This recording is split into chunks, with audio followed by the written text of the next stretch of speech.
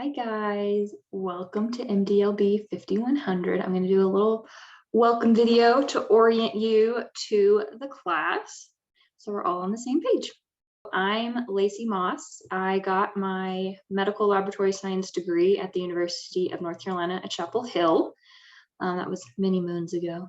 And then I got my PhD in cancer biology / biomedical science / mechanisms of disease at the University of Texas Southwestern Medical Center in Dallas.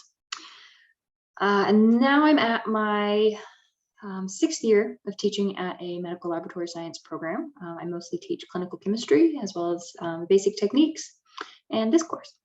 So at University of Buffalo, I worked there for 4 years teaching clinical chemistry and urinalysis and a little bit of blood bank and immunology. So I've seen a lot. So this is my 2nd year teaching this class. So because it's my 2nd year teaching this class, there's been changes from last year to how this course is run. I also completely redesigned the course last year from how it had been previously taught. So please fill out your course evaluations and give me your feedback so I can make changes, because this course is very much still in like development and trying to figure out the best way to do it, especially with the more online format. So please fill out your course evaluations and you'll learn in this course why course evaluations are so important. So I also have 2 kids who are adorable, as well as a husband. This is proof that they are indeed adorable. My youngest is Caleb and my oldest is Charlotte, and I will always be willing to show you pictures of them because they are adorable. All right, so now I'm going to orient you to the Canvas page. Now we are on the Canvas page. I have it in student view, so this is what it should look like for you. And I'll kind of give you a rundown of where everything is. So we have our home page, nice little introduction about what the course is about. This is mostly going to be asynchronous learning. So all the lectures are going to be recorded for you to watch when you are at home. And then you can use the class time to meet with your groups. Your rotations, clinical rotation should still give you that time off on Wednesday afternoons, and I would like you to use that time to work on your presentations and your project. If they're not giving you that time off, please let me know. And you can access your course syllabus here. It has all the rules. Learning objectives. The learning objectives are also located in each module and what will soon be this welcome video. And then as you go scroll down, you can see the different learning modules. You can access them here on the main page by clicking these links, as well as by clicking these modules up here. And the modules will show you not only the main page for that module, but also any assignments that are present. So let's go ahead and look at module 1 so you can kind of see what you're in for here. So we have our learning objectives. There's a lot. I like to be specific. Then you'll have access to your lecture slides, as well as the lecture recording for that week, and any sort of demonstration videos or other things that you need to do. And then we have our assignments, and you can click here to get to the actual assignment. When you submit the assignment, it has additional information in here, as well as a link to anything else you need, like worksheets or accessing your Excel sheet. This Excel sheet is the master Excel sheet that has all of the continuing education topics and that you'll get to choose from for your presentation. And you'll have to sign into Microsoft 365 to access that. So make sure you have that on hand, your login information on hand for that. And then we have, you can also have some more video tutorials, things you need to do. I like to highlight or bold things that are important. And then for module 1, there's this nice research statistic overview handout. This information is going to be on your quiz, so make sure you know it. I think there's like 5 bajillion warnings that it's on your quiz, so everyone should know that it's on there. And then whenever you do have a quiz, if you go to module 2, so you'll be able to see it here under the modules, as well as if you're actually on the main page for the module, it will be present down here under assignments. So the quizzes are available about 1 week before they're due, so you have an entire week to take it. And we'll talk more about the quizzes in a minute. All right, so this should get you oriented to how to use the Canvas page. So let me know if you have any questions about that. And now I will jump back over to our PowerPoint. All right, we're back to the PowerPoint. Okay, so in this course, we're going to start with learning about research study design. So like all the different kinds of designs like randomized control trial, cohort studies, things like that, as well as research statistics, which is what's covered in that handout I talked about on the Canvas page, where I won't actually be dedicating any lecture time to that because it's all stuff that should be a review that you've learned in other classes. How to use a reference manager, we'll be using Mendeley. It's an online reference manager that also has a desktop software as well. What I really like about it is that you can download articles just by like clicking a button on your browser and it downloads into your library. So it makes it really fast. To add articles to your library, you'll be performing a literature search and learning how to read a journal article. And you'll also be reading a journal article and analyzing it, trying to figure out study design, things like that. And then and during this, you'll be working on your continuing education project, doing a literature search for your continuing education project topic, getting articles for that. And then we'll jump into the education portion of the course, where you'll learn about learning objectives, why they're useful, how to write them, different types of learning activities, how to write test questions and do performance assessments, and then how to determine the effectiveness of teaching and programs, and then performing a peer review. So, and throughout this education thing, you'll also be continuing to work on your continuing education project, and all the assignments are geared toward building this continuing education project so that you can give a presentation at the end of the course and utilize all the knowledge you have learned. All right, so there will be quizzes so I can assess your knowledge. There's not a final exam. There was one last year and the students didn't like it. So I took their feedback, yay, course evaluations, and instead kind of broke it up into bi-weekly quizzes. So every 2 weeks, you'll have a quiz. Each quiz is worth 10% of your final grade, so they are important. So don't just like not care about them because they make up 30% of your grade in total. So they are important. They'll be open for at least 1 week prior to the due date. And the last quiz is open for like 2 weeks because I'm like, y'all are working on your presentations, y'all got stuff going on. So I give you a bigger window for that. So just don't let that sneak up on you and forget to take it. They're about 24 to 25 questions each. They will be using the Respondus Lockdown browser in order to maintain the integrity of the exam and the questions.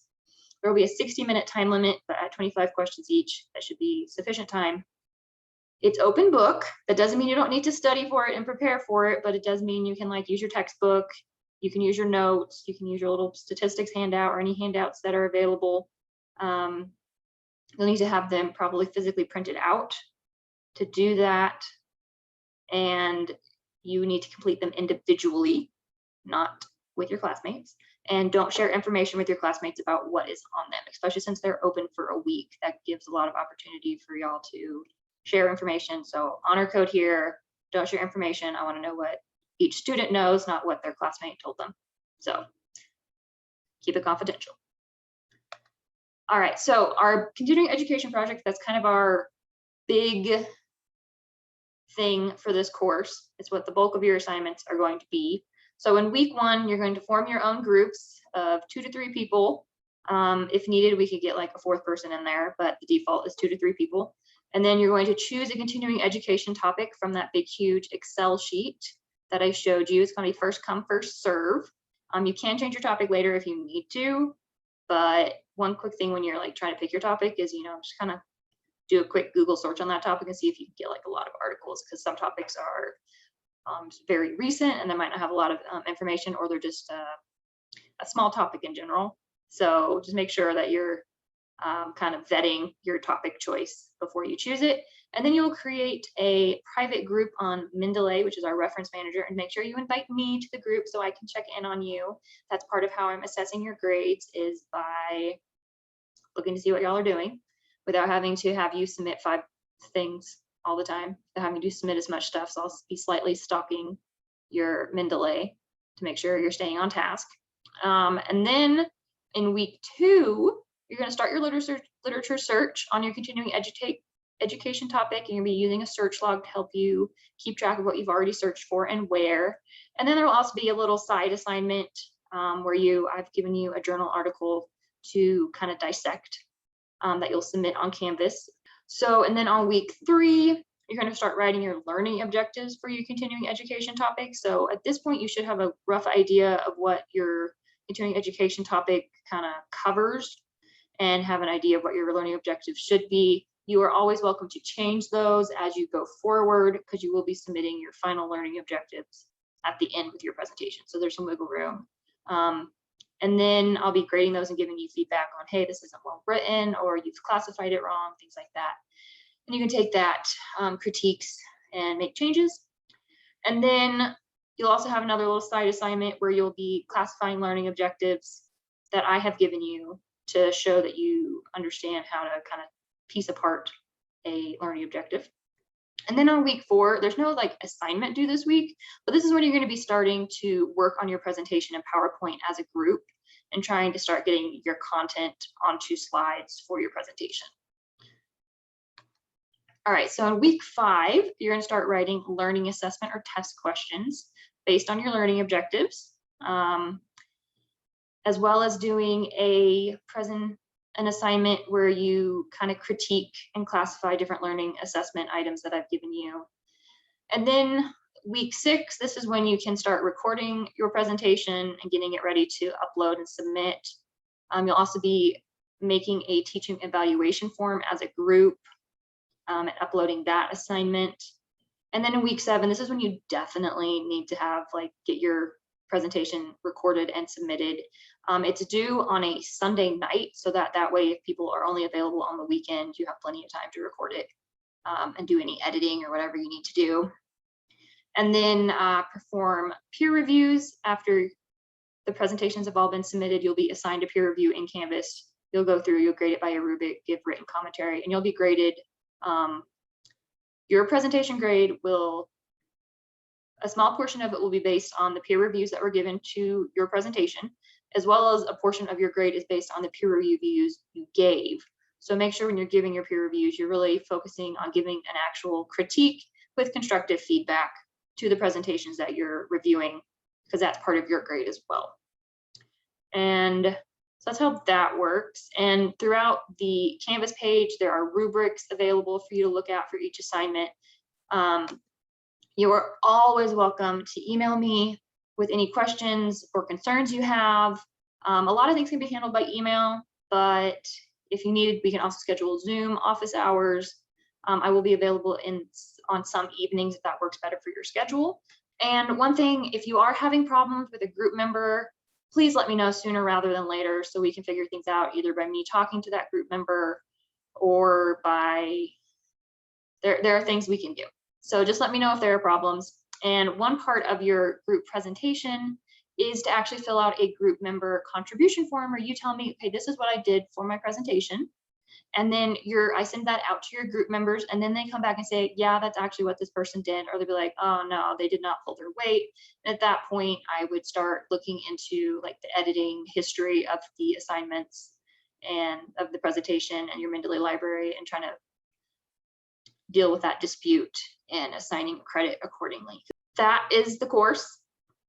Please contact me if you have any questions. And I hope that y'all do amazing this semester. And I know y'all can do it. I know you're busy with rotations and other things, but this is important knowledge, and you'll come out of it going, wow, I didn't realize there was so much that went into education and research, and I wish I had known this earlier. That was a lot of the feedback I got last year. They're like, I wish I knew about learning objectives beforehand. And I'm like, yeah, they're important. So with that being said, look at your learning objectives. They will tell you exactly what you need to know. All right, bye guys.